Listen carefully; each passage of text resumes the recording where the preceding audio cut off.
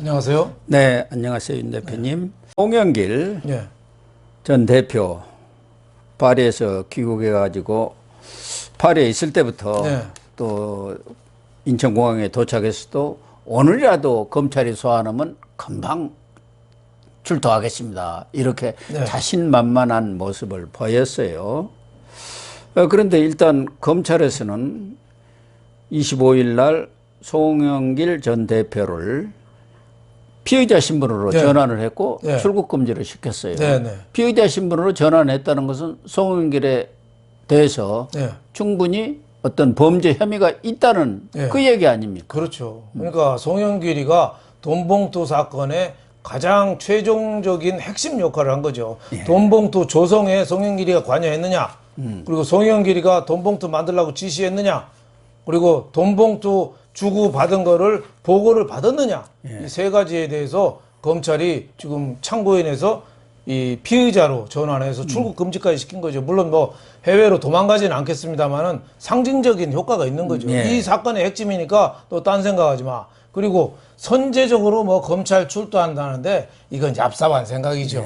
지금 그 강래구라고 그 수자원공사 상임감사하던 친구 지금 구속영장이 기각됐거든요. 지금 검찰이 지금 뭐 14명이 수사 박차를 가하고 있는데 지금 주고받은 거를 좀 더 수사를 해야 돼요. 그래서 그걸 바탕으로 송영길 너 들어와 해가지고 최종으로 해야 되니까 한두 달 더 걸릴 수 있어요. 그렇죠. 근데 그걸 지금 가서 하는 거는 상가집에 그 빈소도 안 차렸는데 조문부터 하겠다는 거랑 똑같죠.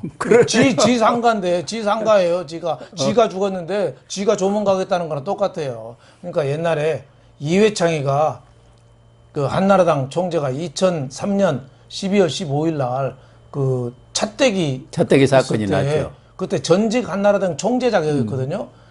사과 국민한테 하고 다 내 책임이다. 내가 돈 만들려고 그랬다. 내가 했다. 내가 처벌받겠다고 해서 당장 검찰에 갔어요. 네. 예. 근데 그때 지시한 게 이게 증거가 명확하지 않아서 그때 그냥 참고인으로 끝났죠. 거기서 송영길이가 이회창 총재한테 컨닝한 거예요. 벤치마킹. 표절이죠, 표절. 그래서 표절해가지고 검찰이 이거 상가 이거 빈소도 차리기 전에 뛰어가겠다는 거예요. 그 자기 상가인데 송영길은 어차피 죽은 건데. 예. 그러니까 꼼수죠. 자기는 정치적인 희생양인 거를 또 이렇게 좀 부각하고 네. 정치적으로 어떻게 풀어보겠다. 근데 검찰은 지금 도둑놈 잡겠다는 거지 정치인 잡겠다는 게 아니거든요. 네. 그러니까 송영길의 그 더듬수.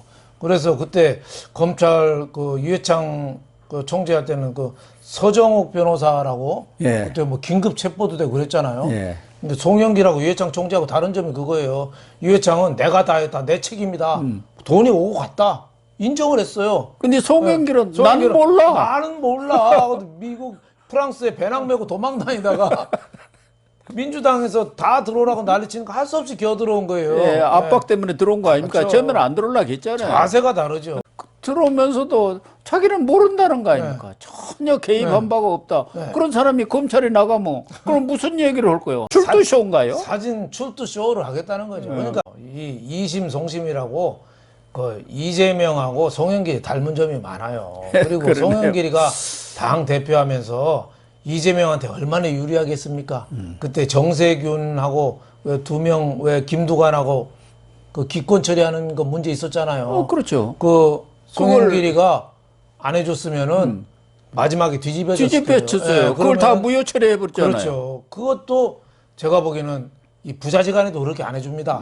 예? 제가 보기에는 지역구 인천도 주고 한 거 보면 저는 천문학적인 돈이 오갔다고 봅니다. 이거 결정적인 거 저는 빨리 잡아내야 된다고 봐요. 예. 대장동 돈이 고리 흘러가면서 네. 이심송심이 안 된 것 아니겠습니까? 그렇겠죠. 그 네트워크 그 커넥션은 굉장히 보면 깊고 음험하다고 봐야 되고 여러 명이 관련돼 있고 민주당은 아마 간판을 내려야 될 겁니다. 예.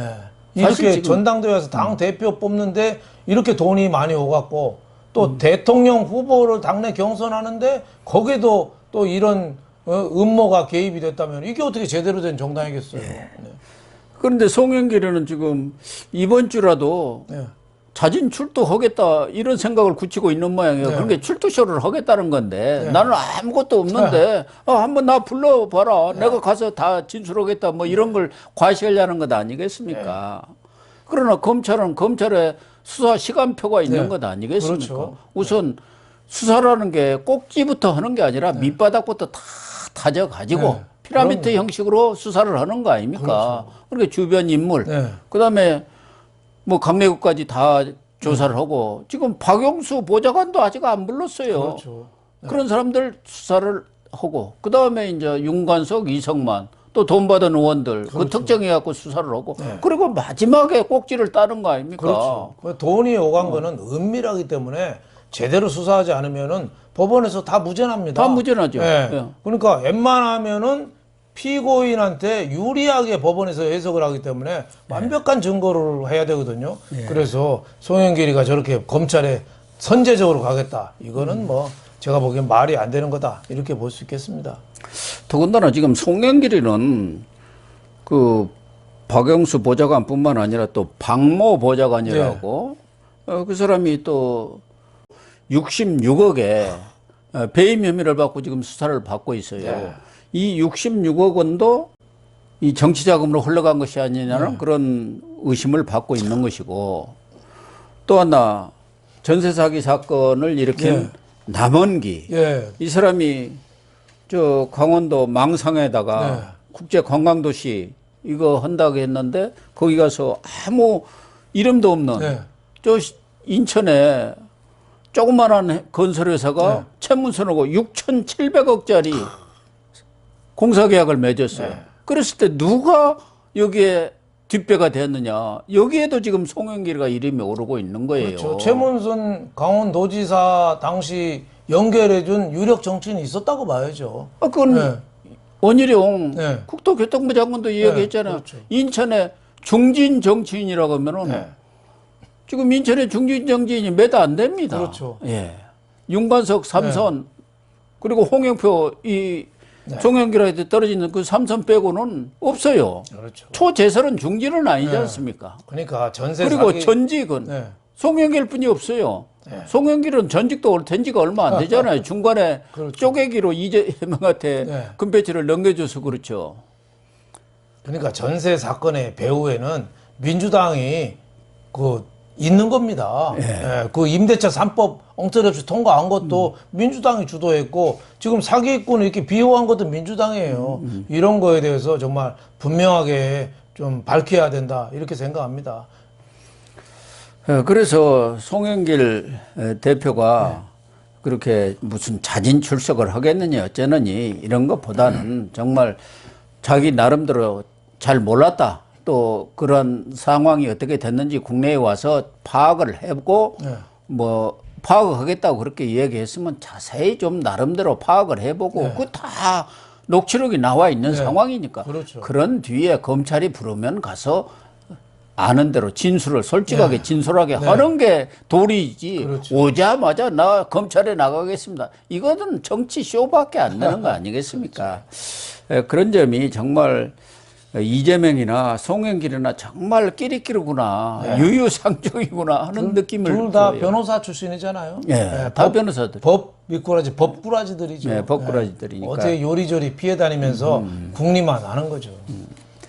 또 하나는 지금 이정근 녹취록도 문제지만 이정근 노트가 나와가지고 검찰까지도 이정근 노트는 입수를 했다는 거 아니겠습니까? 얼마 전에도 시사저널이 이걸 폭로를 해갖고 검찰이 입수한 것과 같은 내용인지를 모르지만 그 내용들을 보면 상당히 쇼킹한 것들이 많이 있어요. 그런데 박범계 전 장관이 CBS에 나와가지고 녹취록보다도 이정근 노트가 더 문제다. 그 녹취록에 이재명과 관련된 부분이 한 장이 있지 않습니까? 거기 보면은 사업가 박우식 씨가 이정근한테 CD 100억짜리 30장을 보여주면서 이거 민주당의 엘모원하고 M이라는 사람하고 그걸 통해서 현금화 시켰다. 다 했는지 어쩐지는 모르지만 100억짜리 한 장만 해도 100억 원 아닙니까? 그렇죠. 10장, 30장이면 3천억이요.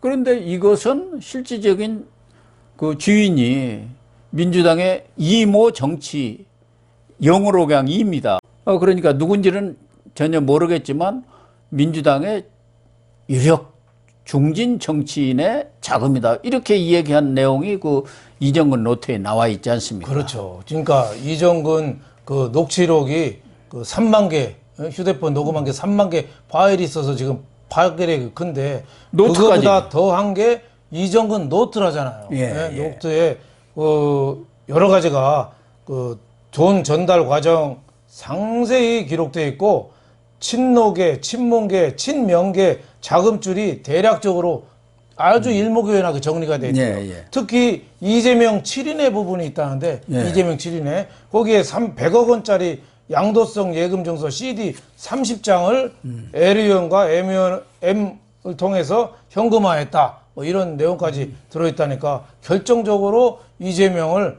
압박하는 이재명의 범죄 사실을 드러낼 수 있는 이런 건데 그 이정근 노트에 대해서 박범계 전 장관이 얘기를 했어요.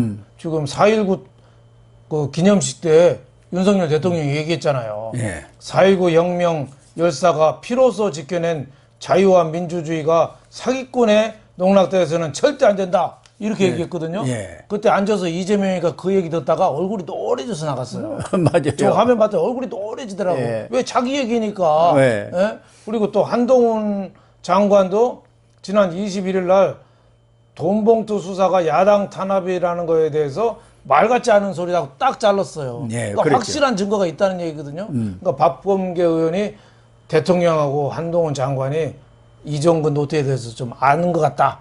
또 이렇게 그렇죠. 얘기를 했죠. 예. 이정근 노트가 나왔을 정도면은 검찰이 그걸 확보했다고 한다면은 이정근이가 지금 검찰 수사에 적극적으로 협조하고 있지 않습니까? 그렇죠. 이정근 빼놓고는 다 부인하고 있고 이정근 한 사람만 지금 협조를 하고 있죠. 네. 그러니까 이정근이가 그 네. 협조를 하고 있기 때문에 네. 그 노트에 나온 이재명 7인의 네. 자금줄에 대해서 소상히 설명을 했을 네. 것 아니겠습니까? 그 중에서 이 CD, 네. 이 부분에 대해서는 검찰도 들여다봤을 네. 거고 그런 내용들이 지금 말씀하신 대로 윤석열 대통령의 4.19 기념사라든가 네. 한동훈의 말 속에 네. 있는 것 아니냐는 게 박범계. 그렇죠. 나름대로 전 법무장관 아닙니까? 자기도 네. 법무장관 해서 좀 안다 그 얘기 아니에요. 그리고 무슨 탄압 대책인가 뭐 거기 위원장 아닙니까? 네, 그렇습니다. 예. 그렇기 때문에 박범계는 이 문제가 만약 터져 나온다면은 이 CD 문제라든가 7인의 자금줄 네. 이게 여권에서 알고 그것을 수사에 들어갈 경우는 이건 뭐 돈봉투 사건은 저리 가라 할 정도로 핵폭탄이 터지는 거 아니냐 이런 지금 우려를 하고 있는 거 그렇죠. 아니냐 이거는- 자폭을 한 거예요 스스로. 그렇죠. 박범계를 돈봉투 사건은 뭐 300만 원 뭐 이런 식의 단위지만은 이거는 100억짜리 CD가 30장이죠. 3천억이니까 이거는 대장동이라든지 이런 뭐 큰 이권하고 이렇게 주고받은 거라고 봐야죠. 그렇죠. 물론 뭐 아직 뭐 얘기만 나오고 수사로 증명된 사실은 아직은 아닙니다만은 그만큼 이 큰 돈이 이 이정근 노트에 담겨 있고 실질적으로 사실일 개연성이 자꾸 높아지는 거죠. 그러니까 이정근이라는 사람이 휴대전화 자동 녹음도 해서 혁혁한 어떻게 보면 수사 협조를 했지만은 이정근 노트 거의 성경 필사한 수준으로 자세하게 기록을 했다. 그래서 어느 거보다 증거에 대한 채택할 확률이 높다고 이렇게 보여집니다. 더군다나 CD 같은 것을 현금화한다고 한다면은 뭐 작은 돈 1, 2천만 원 한 것도 아니고 이게 다 드러날 거란 말이에요. 그렇죠. 그렇게 되면은 그 자금줄을 파고 들어가면은 어디서 돈이 나왔느냐. 그렇죠. 이게 다 나오는 거 아닙니까? 그리고 말도 안 그것도 되는 특혜를 통해서 이런 돈이 왜 나왔겠죠. 엘모원이 네. 그걸 통해서 그걸 현금화시킬 거기에 또 실소유주라고 네. 말하는 이모 중지인 의원은 또 누구냐. 네. 이런 얘기가 나오는 거 아닙니까? 그렇죠. 그렇게 되면은 이 검찰이라든가 그런 정도는 금방 수사할 수 있는 거 아닙니까? 그럼요. 네. 돈의 흐름만 탁 추적하면 되는 네. 거니까. 네. 그러니까 박범계가 이 부분에 대해서 우려를 하는 것이고 아까 안민석도 5선 의원입니다. 안민석도 뭔가 폭탄을 만들어 놓은 것 같다. 불안하죠. 예. 도둑질 한 놈이 불안한 거예요. 총선은 있고 네. 이 폭탄이 언제 터지느냐. 예. 이게 이제 불안한 거 아닙니까? 그렇죠. 재발이 저린다는 거 아닙니까? 예. 그러니까 정권 교체가 될 거리라고 생각도 못하고 20년, 30년 정권을 강조했잖아요. 예. 그러니까 마음껏 해먹은 거죠. 마음껏 해먹다 보니까 지금 정권 교체가 됐어요. 예. 그러니까 이재명부터 다 불안한 거죠. 도둑이 재발거린다고. 그러니까 일거수일투족을 어떻게 보면은 도망 다니면서 정치 보복이다 이렇게 우기는데 이 이정근 녹취록, 이 이정근 그 노트 이거는 정치 보복이 전혀 아니라고 봐야죠. 그렇죠. 정권 교체가 될 가능성이 높다고 봤으면 다 미리미리 그렇죠. 뭔가 작업을 네, 해놨겠죠. 그렇죠. 그런데 딱 돼버린 거예요. 그렇죠. 그러니까 이거 숨기지 못하고 지금 터져 나오는 거예요. 여기저기서. 그렇죠. 예. 우리나라는 저 하느님이 도와주는 나라가 아닌가 생각이 돼요. 만약에 이재명이가 지금 대통령이 있어봐요. 지금 민주당 169명 국회의원들이 마구 폭주할 거예요. 그럼 우리나라 아마 거들났을 거예요. 거들나버리죠. 거들나고 마구 퍼줄 거 아닙니까? 마구 퍼주고 미국 뭐 일본하고 계속 문제 일으키고 예. 김정은한테 뭐 준다고 또 할 테고 예? 진짜 우리나라는 마지막 그 완전히 넘어갈 국면에 그래도 하느님이 도와서 윤 대통령으로 돼서 지금 역사 바로잡기에 들어간 거다 이렇게 볼 수 있겠죠. 그런 것 같습니다. 송영길의 돈봉투 사건은 물론이고 이정근의 녹취록뿐만 아니라 이정근 노트 네. 이거는 정말 노무현, 네. 문재인 그리고 이재명의 자금줄이 다 거기에 네. 핵심적인 내용들이 들어있기 때문에 이 검찰에서 제대로 수사만 한다면은 아마 경천 동지할 일이 벌어지지 않겠나 하는 그런 예감까지 듭니다. 그렇죠. 네. 묻고 싶어요. 이재명의 죄는 어디가 끝인가? 그러니까 끝 파도 나오는 도둑질을 만회했어요. 예. 사기꾼 나라를 팔아먹지 않은 게 다행입니다. CD 100억짜리 30장이면 3천억 아닙니까? 네. 그러니까 저수지가 그가 지금 왕 저수지가 있는 거예요. 저 백현동 3,200억 이익을 난 거 아닙니까? 그렇죠. 그걸 정바울이라는 전혀 모르는 사람한테 다 밀어줄 리 없지 않습니까? 그럼요. 용도 변경을 뭐 대장동은 말할 것도 대장동 없고요. 그렇죠. 뭐 성남 FC도 그렇죠. 다 엄청난 돈이 오간 거죠. 예. 그거 한 3천억 그거 챙겨 있는 거 아닙니까? CD에. 네. 그게 주인이 없잖아, CD는. 그러니까 숨겨놓기가 좋다고 그러대요. 돈 숨겨놓기가. 그렇죠. 예. 예. 근데 이재명은 이렇게 큰 게 많은데 그 초밥까지 왜 법인카드로 먹었냐 참. 하여튼 그러니까 범죄 의식이 전혀 없으니까 초밥 법인카드로 긁는 것부터 그냥 마구 산 거예요. 그런 것 같습니다.